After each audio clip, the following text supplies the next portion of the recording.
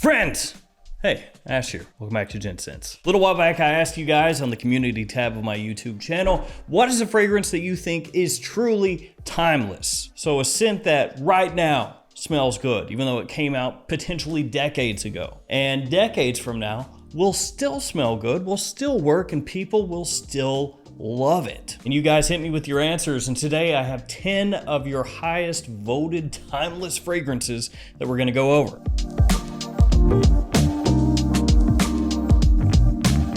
I'll have all of them linked in the description. Feel free to check them out down there. Also, feel free to stop into any fragrance outlet or Perfumania store in the United States and check out my fragrances. Shameless self-promotion. Terra Nova, Jet Black Enigma, and Blue Ridge. They were done in collaboration with Michael Malloy. I was the creative director on all three, and you can also buy them online. Linked also in the description, code Gents 20% off. Let's do it. Up first, we've got Olfactive Overdose, who says, Aventus. As bad as I hate to say it, I don't think it's going out of style anytime soon, and it's a timeless masterpiece from 2010 at this point.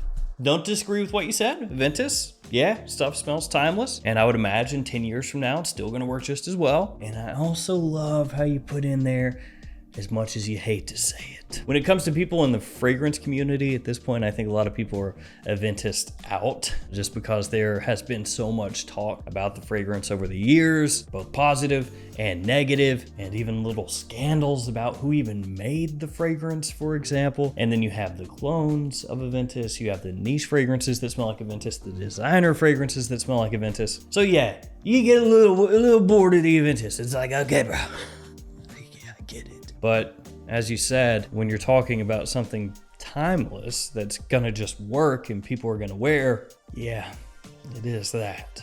After that, we got Patrick Jacobson, who's coming in hot, saying it honestly has to be Acqua di Gio. Ever since it came out, it's been a great fragrance. It's super versatile and has given so much inspiration to a lot of different fragrances. Yes, like the inspiration it gave to Acqua di Gio Profumo, or Profundo, or Essenza, or Profundo Lights, or Eau de Parfum, or the new Parfum. Not as many as Le Male, though. There are way more Le Males than Acqua di Gios. But it has also given inspiration to a lot of other scents out there, as you said. And when it came out, it really flipped the script as far as what men's fragrances were and what they were trying to be. It wasn't the only fragrance that helped usher that in. There were others, of course, like CK1 and another fragrance that we'll talk about here in just a moment. But Acqua di Gio did really help kick off men's fresh fragrances in a big way, along with some other scents out there. And yeah, I'm a sucker for this stuff. I mean, this was my signature scent for years. Love it. Huge compliment puller. The Johanders up next, who says Versace Pour Homme is still a banger and my #1 most complimented fragrance when I was at Disneyland and Vegas. I don't know, I just love that you threw that in there. Yeah, I think Versace Pour Homme, that's a timeless fragrance. And let me tell you, my most complimented when I went to Disneyland and also Vegas. Those two places, that's Versace Pour Homme territory. Versace Pour Homme country, that's Vegas and Disneyland. Now when I went to Disney World, didn't work so well. When I went to New York City, also it didn't work so well there. But Vegas, it was good. Versace Pour Homme, fantastic freshie. It's got a great, easy wearing sensibility to it, very clean. Frankly, I was surprised to see it as high up as it was because I took these from the most upvotes. Acqua di Gio had multiple people that had left that as a comment and it got upvoted toward the very top. So that one, yeah, it was very easy to pick that one out. Boom, there it is. And there it is again, there it is again. Versace Pour Homme being just clean and easygoing, maybe that would make more sense as a timeless scent over Eros. Nick Scan is up next, who says Issey Miyake L'Eau DC Pour Homme. It's basically in the same league as Acqua di Gio in the 90s and is still relevant today. So this is the other one I was talking about, L'Eau DC. This is one of the OG freshies from the 90s that helped really popularize that style in a big way. And I've said this before, but I mean, you can look at the coloration of the two fragrances here it is pretty much identical. The same frosted look to it, the same kind of cool gray cap. Low DC, another one, fresh, woody, clean, really nice yuzu note to it as well. And it's another one that I've got to agree with you guys. Low DC, it still works. And I bet you'd actually find a lot of people who would tell you that low DC smells maybe more modern nowadays than the original Acqua di Gio does. Sir C.R. Sniffington back again, who says, Dolce Gabbana The One. Doesn't matter how many years pass, it'll still smell incredible and it'll still work. That DNA was a true struck gold moment. Truly timeless stuff. Really dig the one. The Eau de Toilette, the Eau de Parfum, a bunch of the flankers as well. The Eau de Toilette has been overshadowed nowadays by the Eau de Parfum. More people go for the Eau de Parfum because it's basically taking this DNA and giving it more oomph, giving it more depth, more richness, a little bit more performance, more projection, more staying power. And so a lot of people will look at the Eau de Parfum and basically say, you know, it's the Eau de Toilette made better, so why even mess with the Eau de Toilette? But like with Acqua di Gio EDT, this is the one that kicked it all off. And I do think that it comes across as a timeless type of scent. If you like warm, ambery, spicy, sweet fragrances, then you'll probably always dig this. Chris Chio is up next with the best choice out of everything here by a country mile. I'm kind of playing. I mean, I don't know if I'm actually fully playing or not. Well, since Drakkar Noir came out in '82 and can still work today, not to mention you could say Sauvage Elixir has hints of the scent profile in it, has definitely stood the test of time. Also, even though it was released in 2008, which isn't that long ago, 1 million is still going strong almost 20 years later. Also, Carolina Herrera's Chic is from '02, and it still works great today. I did upvote for Acqua di Gio, La Nuit, and Fahrenheit as well. Homme was introduced in the mid-90s to the US and also works well in the cold weather today still. You lost me. You lost me, Chris. You had me with the Drakkar Noir, and you just had to go on with the 1 million. That's fine, that makes sense.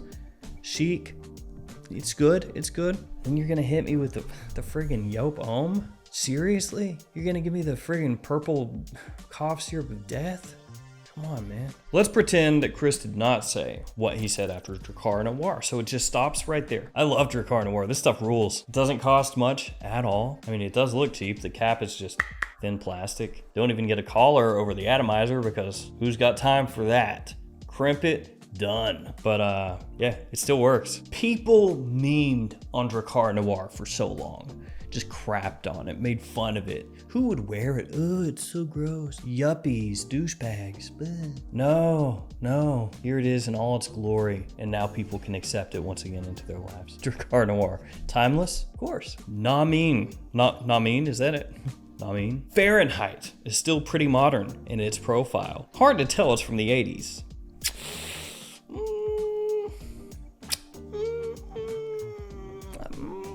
Sure about that? Let's give her the old spray-a-rooney. I mean, I think it does smell like it's from the 80s, and I don't think that's a bad thing. I mean, Fahrenheit, I would say timeless. Sure. Divisive. A lot of people will say they don't want to wear it because of that petrol gasoline feel in the opening that the violet and the leather can give you. Personally, I think Fahrenheit is just... First time I ever smelled the stuff, it really blew me away. There are certain fragrances, and maybe it's the same for you, where the first time I smelled them, I can still remember how it hit me, like the reaction that I had. The type of fragrance where you smell it, and then you go, oh, you smell it again, and again, and again. Fragrances like that are few and far between. Most fragrances, you smell it, you're like, oh, that's nice, you know, whatever, but it doesn't become like a flashbulb memory almost, and Fahrenheit did that for me. So I do think it's timeless, and I also do think it smells like it's from the 80s, and that's not a bad thing. Pimp Daddy Too Cool. It's a good screen name. For me, it has to be Chanel Platinum Egoiste. Came out in the 90s and still pulls compliments. Gives that zaddy vibe. Hey, if it works for Biggie, it works for me. Valid point. You have Biggie signed off on it, then that's cool. It does have that kind of vibe, doesn't it?